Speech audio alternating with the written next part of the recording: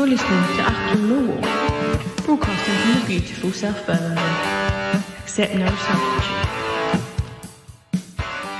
Hello, dear listeners. Welcome to Achtung Millwall, being recorded the evening after the afternoon before. A very, very disappointing 2-1 loss at Rotherham. Well done to the 900 that travelled up there today. You were loud and very clear on the TV stream. Less loud and proud were the team that took the field today, unfortunately. Joining me to chew over the cud, what was a very mediocre performance, in truth. It's Mr. Harry Warren. How you doing, H? I'm okay. Yeah, Rotherham had a resurrection like Jesus. It's like Easter Monday, yeah. I think everyone going into today's game, and I was making a joke online about 25 losses I think they've had all season. I think they've got a minus 50 goal difference. The script wrote itself really to any Millwall fan of any standing. You know how it's going to work out, and you're listening, listeners, to the bloke that travelled up to Wigan last season in the expectation we'd secure playoff football, and we got beat by Wigan, who I think were relegated that season. So it's not unusual. We'll come back to that, Harry. That strange Millwall trait of screwing up against very poor, mediocre opponents. Let's have a quick look at the lineup before we start. Sarkic in goal. We'll come back to him almost certainly, Harry, when we start talking, mate. Back line started today: Murray Wallace, Jake Cooper, Jeff Tanganga, Ryan Leonard. Midfield 2, Casper Denor making a welcome return to the 11. George Saville in front of them, Duncan Watmore, Zian Fleming, George Honeyman, and Michael Obafemi up front. First half, Harry. Now you were out and about today, so you didn't see the first half, mate. Is that true? Is that correct? Yeah, I listened to it, but I didn't see it. So sometimes listening to Cole and Max is slightly different than what you get in actually watching. And I don't know if your stream done it or it was just mine, but in the second half for 20 or 30, maybe 20 minutes, 10, 15 minutes, you had no commentary. They seemed to have pulled the plug out. It was really weird. I thought maybe the Rotherham hitman had dealt with Carl from behind, like they do in the old Wire, in the old SS German movies, wire around the neck. But no, they lost their connection. The first half, let's get back to the football. Good to have you back, Carl, by the way, if you're listening, mate. It was a very poor first half. Scruffy, I've written in my notes here, Harry, a scruffy Northern game. No incidents worth mentioning. It was at 15 minutes. There was a shot by George Saville way over the bar on 18. And then there was Rotherham almost scored. They actually got the ball wide and put a cross into the box, and it was like a melee and almost their own goal on 22 minutes. But it was largely incident-free from the Millwall perspective, which is, in itself, Harry, is very poor given the circumstances. We could have and should have made ourselves safe today, but we brought nothing to the party today. We livened up a little bit around the 30-minute mark in the first half. There was a shot from a Leonard shot from distance was easily saved, and then Zian went close from the edge of the D. It was really well saved. The Rotherham goalkeeper, I thought, was quite an impressive player. Yeah, let's sign him.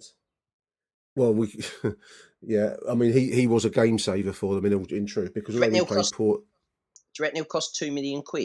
I don't know. The commentary team, Carl and Max, were praising him, rightly so, because that was a goal bound shot from Zian on the D, and he pulled off a save there. There was another Jake Cooper header that went just wide just after. That was about it from the Millwall perspective in the first half, and then the second half a bit more open, Harry, wasn't it? I mean, you'd have seen the second half. We actually had some chances, and not taking chances has bedeviled us all season. And today was probably a classic example of us not playing brilliantly, but not taking our chances when they did come. And that's something that's really, really, it's been with us for a long time, in truth, isn't it?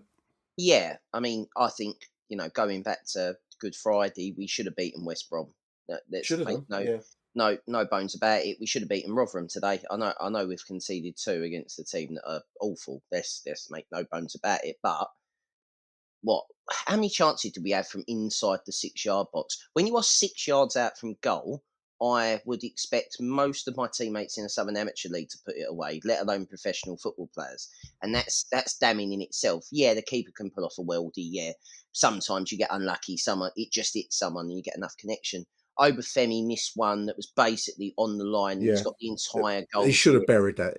He should have buried the chance on Friday, Good Friday, and he kind of lost his mojo in front of the West Brom goal, and he certainly should have had that chance today. I mean, to be fair to Millwall, 'cause I'm damning them really by saying it was a poor show, and it was overall.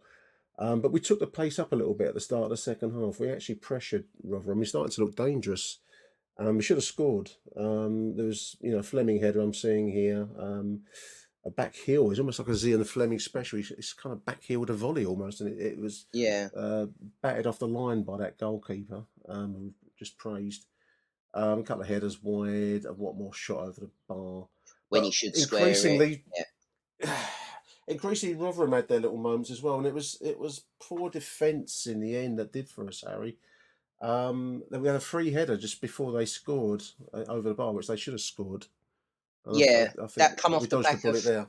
Yeah, that come off the back of Tanganga missing one from inside the 6-yard box again. He headers it down into the floor, and their keeper has Yeah. a sort of half. It was Max and Carl said that it might have been partly over the line, but not all over the line. But Not again, enough to generate should the signal. should definitely have scored.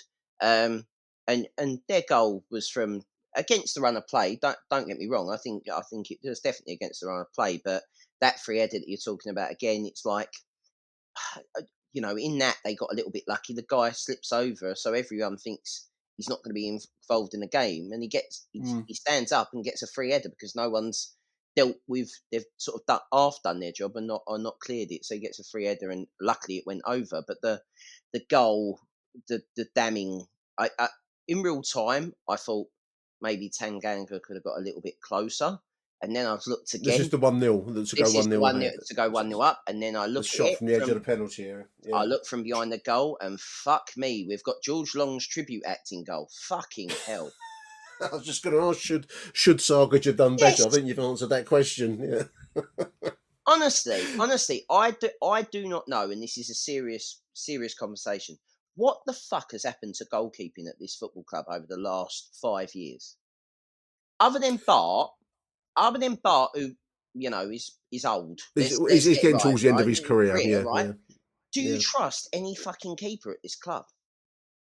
It's one of this modern dilemma, and much of the modern game escapes me, listeners. But nowadays, goalkeepers seem to be expected to be sweepers, and they're passing the ball, and they're like an extra defender almost. Whereas I'm still from the era where the goalkeeper's first job, arguably main job, is shot stopping, Harry. And you cannot fault Bart Bielkowski with his shot stopping, and the distribution was always the thing that's supposed to have favoured Jules Long over Bart Bielkowski, and now Sarkic over Bart Bielkowski this season. I don't. We haven't seen Bart for a long while, so we don't know if he'll be rusty when it comes. But I do think that some of these shot stops that we're talking about here, he would have got that today.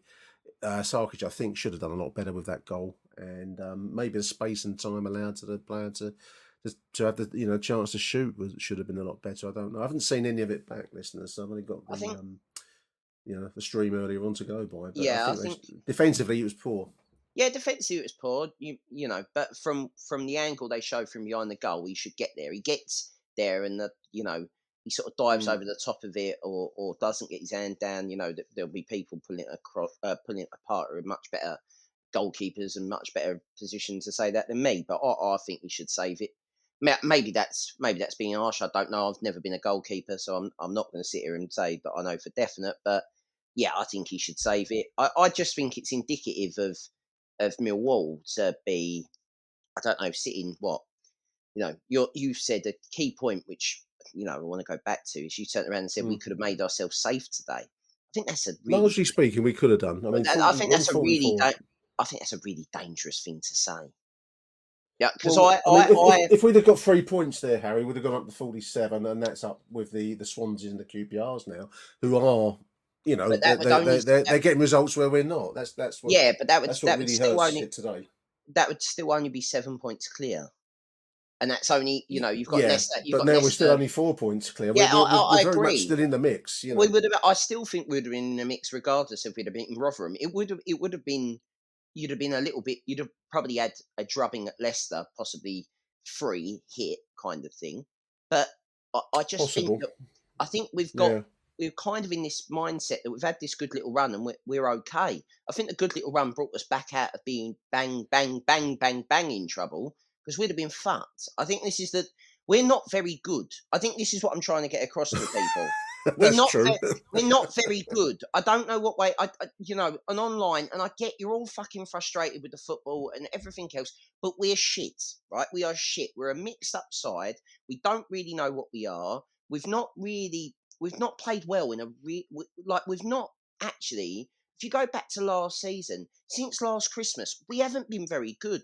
It was a travesty that we were as close to the playoffs last season as we were. How many games did we lose at the Den between last January and Oh, last May? too many. Right? And Beyond we was number. I mean, too many. Yeah. it would have been a fucking joke if we had made the playoffs. I do fancy us to have won it if we had fucking got to them, but that's another Mm. story. And between Gary Rowett and Joe Edwards, they won 4 games respectively in their tenures. Right? This is not a good side. I don't know.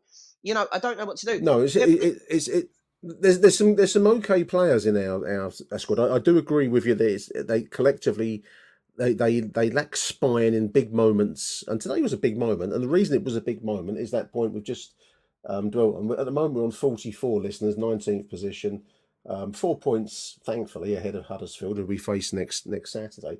But a win today, which is what we joke online, Harry, that every Mill fan knows we're going to go to Rotherham and probably struggle because that's almost in the DNA of the club.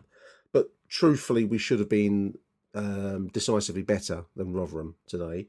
We had chances we didn't take, and we also then give away silly goals to a poor side. So we can talk about the opener, which was not a decent strike on target, and both our defence and maybe goalkeeper should have done a lot better.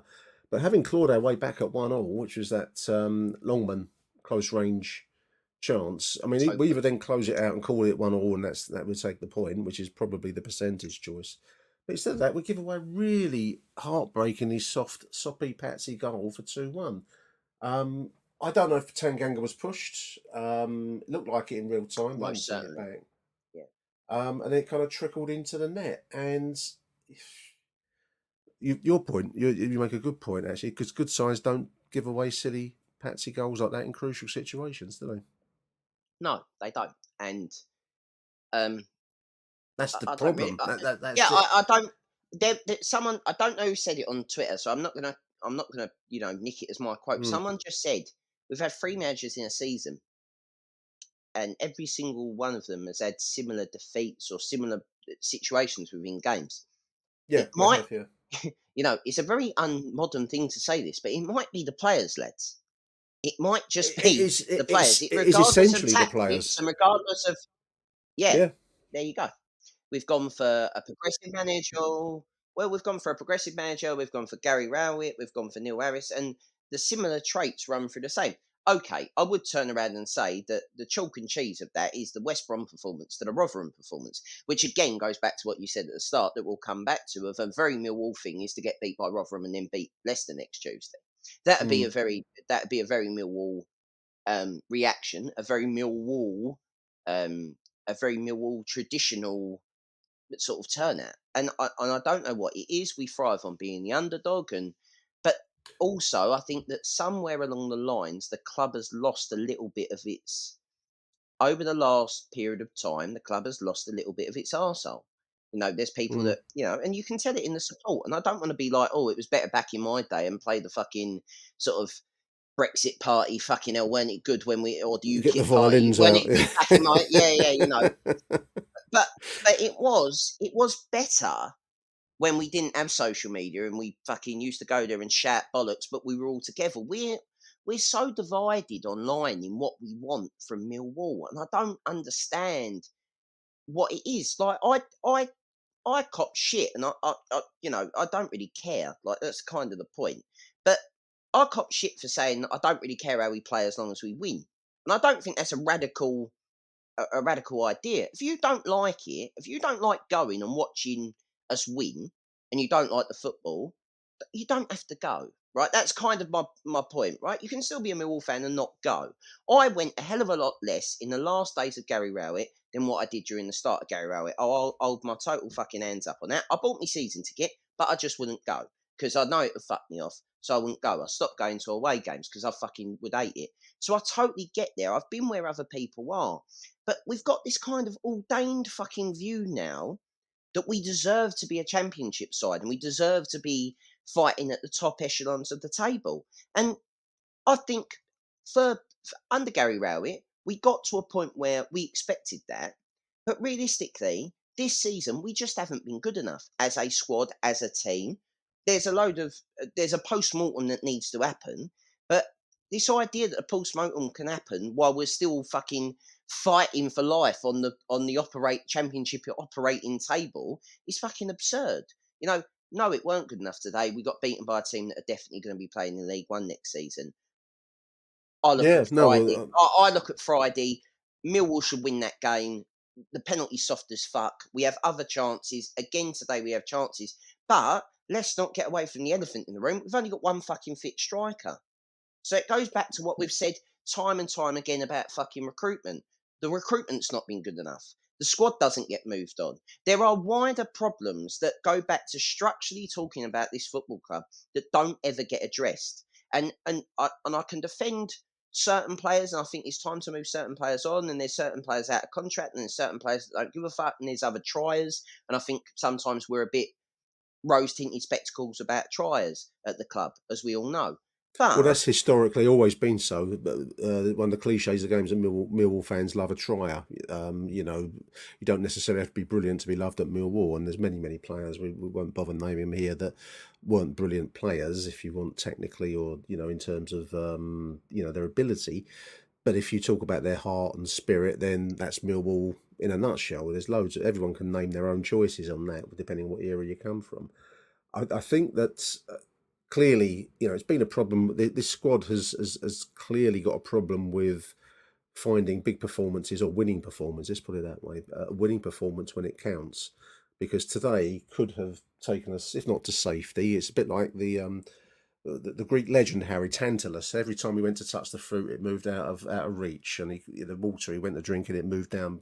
He couldn't drink it. So championship safety just feels a bit like that this season. The closer we get to it, the further out of reach it moves. So today would have certainly taken us a lot closer to it, if not secured it. That's for sure. But these are the games you've got to be winning, and if we're ballsing up like we did today, then there's something fundamentally wrong with this squad of players. Because I don't yeah, really care.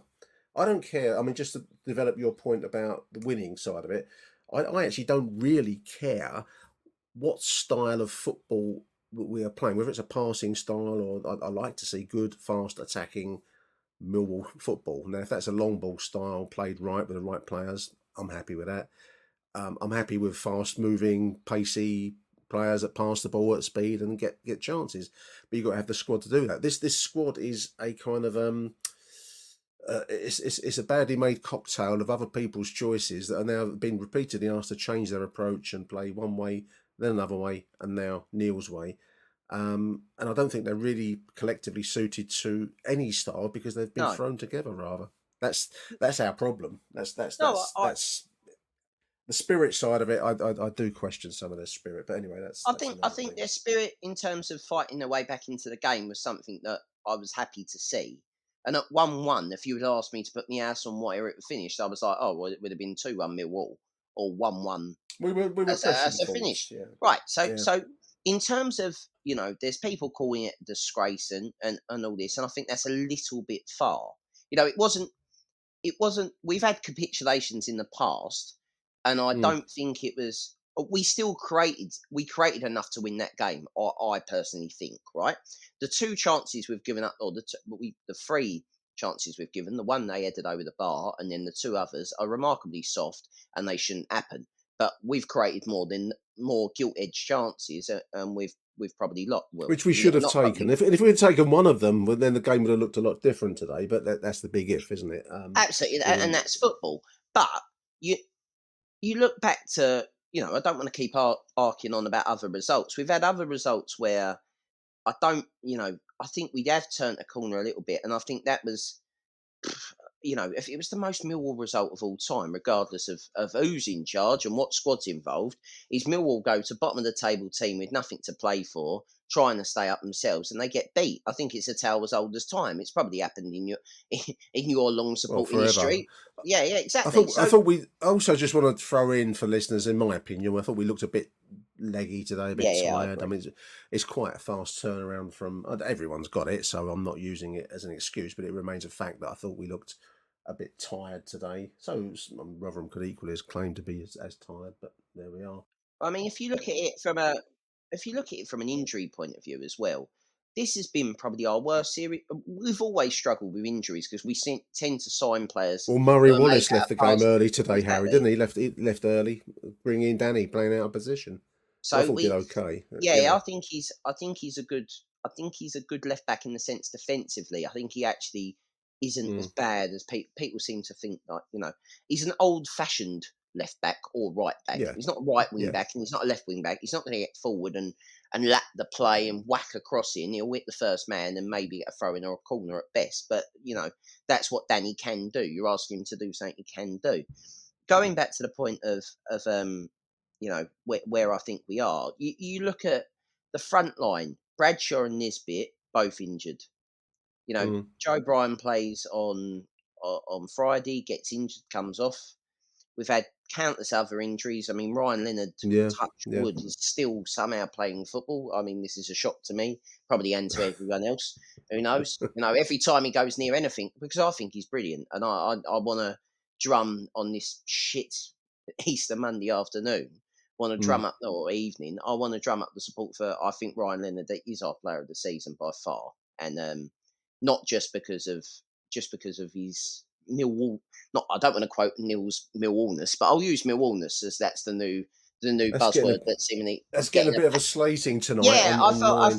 well, yeah, A it, Millwall it listener. will do because it's easy and it's the new fad thing to just be like you've got to look past the end of this season, and that's probably a debate for another day. But I I just think that we're not built. We've kind of been put together on this kind of paperclip hopes and dreams kind of idea of having another go in this last summer, and it's clear that it did have a big effect losing John over the summer. It clearly did because I don't think we've been right since. I generally think that we need to stay up and then deal with everything else, and I think it's We so do, clear. we do. Yeah. I think, like, let's have it right. You brought Mayer on today, who we bought for 250 grand, and we've seen not really a lot of him, but I like him. He reminds me of a little wet behind the ears, sort of a cross between sort of three wingers we've had over the past. A bit James Emery-ish, and a bit, I a was bit, just going to say James Henry, yeah, and he's in but his good days, on his good yeah, days, yeah, you know. Yeah. but also a little Paul Ifill kind of bit of pace about him. Do you know what I mean? I don't think he's like Mm. I want to stand you up and not do anything with it. It's a very direct sort of play. I don't know if he's picked that up, but I quite like him. But again, do you throw this young boy into a relegation battle? I can totally understand why we haven't wanted to do that. And I know the Millwall clamour is to always want the kids, but if everyone remembers back to the last day of last season when we threw Tyler Bury to the Lions, literally, because we decided to Yeah. end Tyler's career one afternoon, um, retrospectively. I So, think so he's had his own go at that as well because he's kind of disappeared without trace, Harry. But yeah, I know what you mean. Putting kids into big situations is, well, some respond, most don't. But I think with number one still, because we're still in the mix. 1 or 2 points being made on Twitter here about we're still very much in it. That's true. We're 4 absolutely. points clear of Huddersfield, and we face them next Saturday. So there's another big Well, if you game. win, We've got to. if you win that, you're 7 points clear Well, with we've got to five bring games to play. With our A five game games up to there, play. Harry. We can't go Rotherhamising it up there, can we? We've got to when we played with some pace today and we kept the pressure on them, we looked all right. And we should have scored. We didn't. Maybe on another day we will and get some goals, and that will be the Yeah. difference. We seem to be quite content for the world to drift by us in the first half, and we can't be doing that at Huddersfield because we do need to get a win there because we're probably going to be up against it at home to Leicester.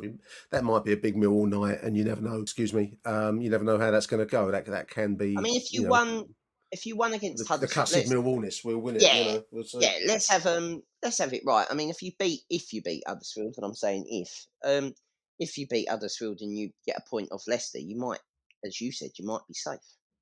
8 points. Yes, you're not mathematically safe, but you're not going to No, expect. well, it becomes increasingly likely as the games count down now.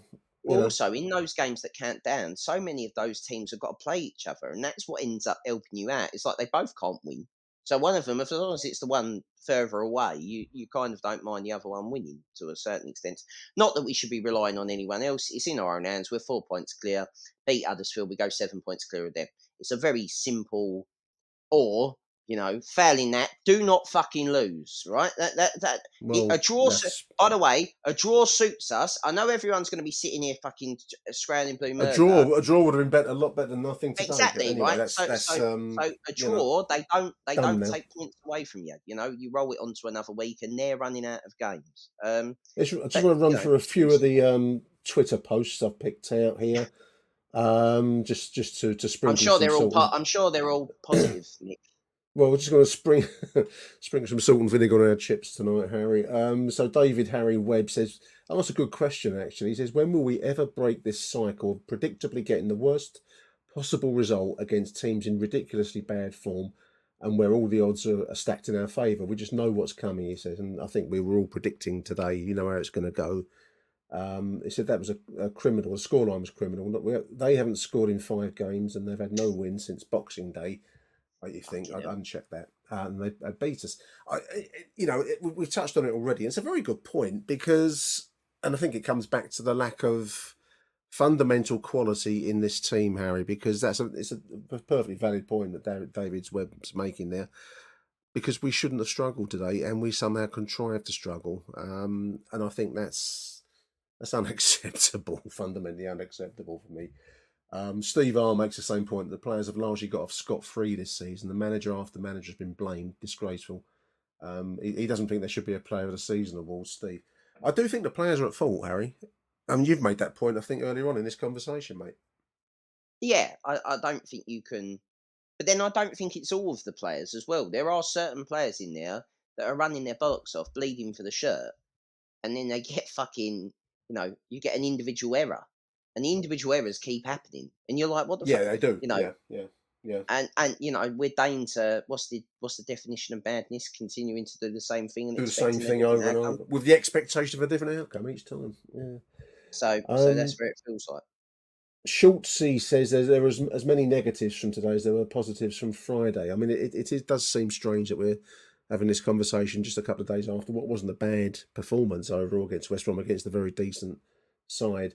But the themes are the same, aren't they? The themes are they are. It's failed to take chances, don't get points. Yeah, and unfortunately, the 3 points are the same against Rotherham as they would have been if we'd have got past West Brom. So if you'd have beaten West Brom and then got beaten by Rotherham, would everyone have been so doom and gloom? We'd still have 2 more points, so it would have been 6 points clear. Yeah, he makes the point. Schultzy makes the point. The players looked tired and we never created anything other than putting the ball in on Cooper's head from set plays.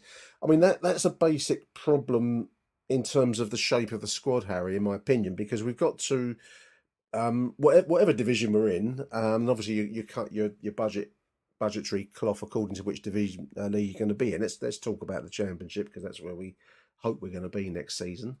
Caveat that when it's not cut and dried. But we've kind of got to decide what kind of club we are and what kind of football we want to play. Because if you're going to play high tempo, fast attacking football, which I kind of like, Millwall style football, let's use that word, you've got to have some players to play it. You need something like a Steve Morrison clone up front. You have someone that's big and will shithouse his way through a game. You've got to have wingers. You've got to have a crunching midfielder or two. you've got to pick and have an array of players to suit that style of football. And as we've said already, we've finished up with a bit of a mix and match at the moment, haven't we? Well, we haven't got anyone. That's kind of the fucking problem, people. We haven't got anyone. That is our problem. We've got no wingers. We haven't had any wingers. Like, when was the last time we had a winger? Like, honestly, when was the last time we signed one? Let alone fucking Well, the last time we had one. apart from Adam Mayo, who we've just signed, I mean, you struggle to think about a Right, winger. exactly. Right. Long while. We're going back So, to the so, James Henry era, so aren't we? I mean, you might be able to. So you might be able to cast, like, obviously we've had Jed and we've had Mason mm, Bennett that would play out on the other wing, and you could sort of shoehorn players into positions to do that. And before we had Shane Ferguson, going back to sort of League One slash early Championship years.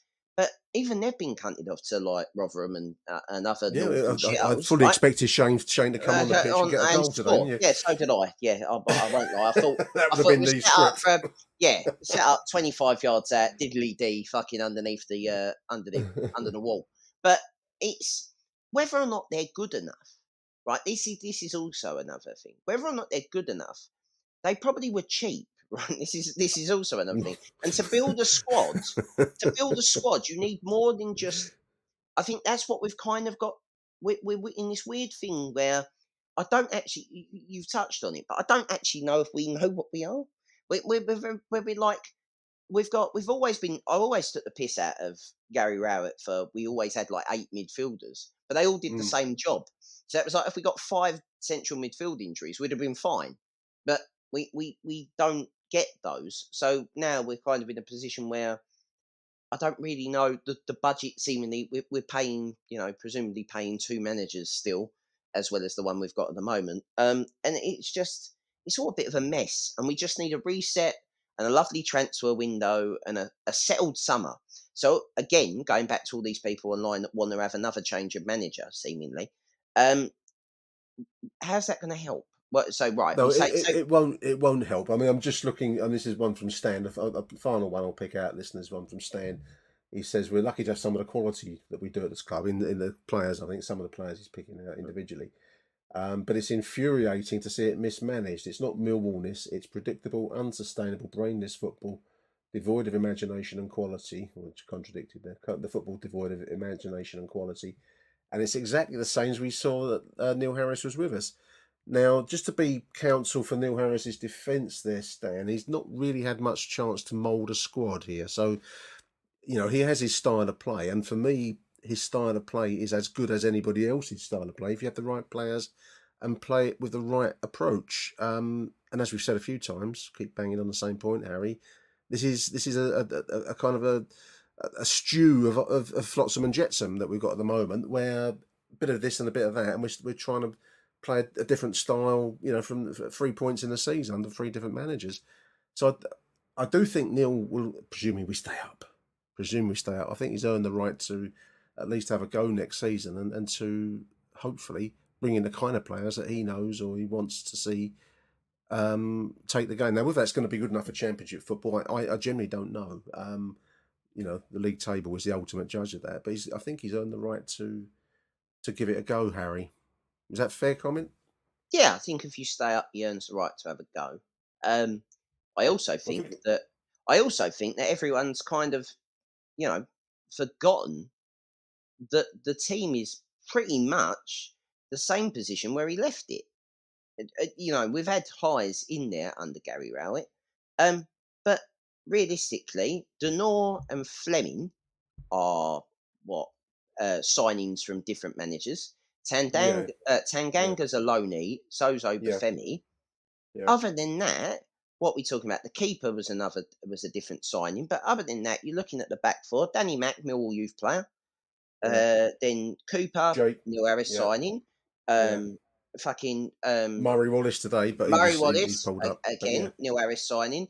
The midfield is Billy Mitchell, normally Billy Mitchell and or Sav, yeah, on Sav again, both yeah. youth player and Neil Harris signing. So so realistically, what we're saying is whereas everyone can slag off the football and everything else, but realistically, we're 5 years down the line from the last time Neil was at the club, and we haven't really moved on as a club. But everyone's moaning about not moving on as a club. And again, it goes back to certain people moaning about other people behind the scenes. But I also think, realistically, that's why we need to get to the summer and have a bit of stability and understand what we are, where we want to go, what we need to do to make ourselves modern in the sense that we need to sign, Ryan Loftus, who used to come on here, used to Yeah. say about we need to sign players for not a lot of money, build them into championship players, and then sell them, and then start to do a Brentford or a Brighton model. And that seemingly has disappeared over the last 12 to 18 months. That we don't do that either. So everything has to have kind of a process of where we move to. The most important thing at the moment is championship safety. After championship safety, we can all have we've all got a long summer where we can all go and disappear and watch England presumably foul in the Euros under another Gary. Um, so we'll watch that and we can go from there. But we are in a massive period of transition. We're not just talking about a transition in terms of squad wise. We've got a new manager in Bould. Okay, yes, he's been at the club before and everything else that we know, but we've also got a new chairman that is Yeah. learning on the He's job. feeling his way through it. Yeah. Exactly. So I think we're fans at the end of the day, and we don't know everything that goes on. That's everyone. And we just need to be a little bit realistic. Yes, it's a shit result, but we've had shit results before. We're still 4 points clear. It's no point fucking handing people on Twitter and fucking calling for this one to be hung up from the Alderton Road and everything else. We're not gone back there yet. We're not far away, but we're not there. And I just think calm heads. And we go again on Saturday, and if we beat Huddersfield, we'll be 7 points clear. And with 5 to play. If we don't, then we can have an emergent. Then you can all start fucking panicking. We'll have a car park. We can have a car park threatened. You and me, Harry. We're going to organise a car park protest, mate. I mean, I prefer not to. I'm sure people would invite me down to use me as some I'm too old for all that, listeners. Yeah, I agree. I mean, just to close us, Harry, the Mill halfway line says this summer will shape up to be a massive one in terms of the long-term strategic direction of the club, which I think is the point that we've touched on here. Don't we say that every season? Didn't we say that last season and the season before last? Like Aaron comes on here like 5 times a year now because he's he's a superstar, mate. Did you see him working with Alex Scott? He's on telly. Yeah, I did. I just hope he remembers his mates from the old days. I hope he remembers his people that walks out of a certain certain radio show over it because we're nice, loyal people. No, all jokes aside, but Aaron, Aaron's fucking a million times more knowledgeable than me, and I bow down to Aaron's knowledge of players that play in Wimbledon's league and lower, right? Yeah. And he says it all the time, like, oh, they've got to get recruitment right, they've got to do this, they've got to do that, and you just sit there and you're like, oh, yeah, I really hope we are doing that. But it's every season, it's the same thing. So, what do we say about doing the same thing and expecting a different outcome? That's Millwall. It's madness. That's Millwall. Probably. All I'll say, listeners, is anyone looking for a long-term strategic direction, as Millwall halfway line is mentioned here, long-term strategic direction of our club, is to keep in mind that this is a club that finds it hard to mop down bird shit off of surfaces in the stadium. In fact, it's the Pigeons have beaten them. The Pigeons have won it. So, maybe we should look to long-term strategic direction from the Pigeons in the stadium. There we are. I will only turn around and plug the Lionesses are playing at the Den on the 28th of April. Yes, we haven't mentioned that, Harry. You're scouting for the Lionesses now, mate. I am. Yes. I've left my old club in the National League, which is the league above the Lionesses, and come home. So I am. Really, really honoured to work. Well done. Well done. Thanks, mate. It's, I mean, are you? I'll delete this if you don't want it included. But are you interested in females, listeners? Females, it's Lionesses. If anyone that has any prospects, are you interested in people contacting you? Or you can contact me. Does that work for you, or is that that would work for me. You can message contact me on Twitter or whatever. If you're a player and so on, we'll have trials. Obviously, if you're a club, I can't tap you up. That would be illegal. No, So I think it basically, as soon as the season ends, if you're playing somewhere else and you want to come down, we'll have trials in the summer, I'm sure, which haven't been arranged yet, but they will be. But yeah, in general, feel free to reach out to me, and we'll go from there. nice one. Harry's at Block45Line on X, Twitter. I didn't want to deluge you with contacts if it wasn't what you're after, but so that's good. Well done. I'm really pleased for you, mate. That's quite an honour.